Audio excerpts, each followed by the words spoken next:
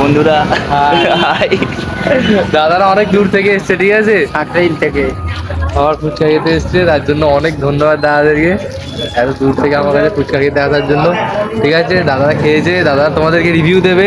বড় বড় সেলিব্রিটিরা তো ফুচকা লাভার হয়, তবে আমাদের যে ফুচকার প্রতি কতটা ক্রেজ সেটা আমি নিজেকে থেকে বুঝতে পেরেছি। আর এমনিতেও আমরা বাঙালি, আর আমাদের বাঙালিদের ফুচকার প্রতি যে কতটা ভালোবাসা সেটা তো তোমরা জানোই।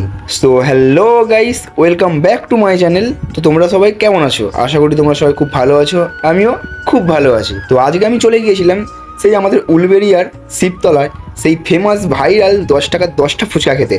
আমি আর অমিত একসঙ্গে চলে গেছিলাম দুজন মিলে। আমাদের দুজনের হঠাৎ প্ল্যান হয় যে উলবেরিয়ায় সেই ভাইরাল অনিশদার কাছে ফুচকা খেয়ে আসি।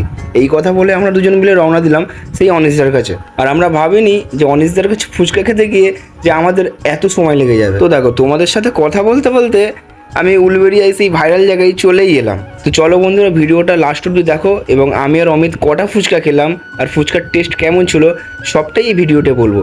ভিডিওটা লাস্ট অব্দি দেখো, আর ভালো লাগলে ভিডিওটা অবশ্যই কিন্তু মনে করো লাইক করে আর চ্যানেলটাকে ফলো করে দিও। আর আমাদের সাকরাইল থেকে সেই উলবেরিয়া শিবতলায় ভাইরাল ফুচকাওয়ালার কাছে যেতে গিয়ে অনেক লং পড়ে গেছিলো। তো ফাইনালি 2 ঘন্টা বাইক চালানোর পর আমরা গন্তব্যস্থলে চলে আসি। আর ওখানে গিয়েই প্রথমে দেখি যে ফুচকার দোকানে অনেক, আমাদের যে মেন অনিশদা যার ফুচকার দোকান, সে তার নতুন লাইটিং লাগাতে ব্যস্ত এবং দোকানে কাস্টমার এসেছিল, তাদের জন্য দই ফুচকা লাগিয়ে তারপর আমাদের হাতে দিল প্লেটটা তুলে।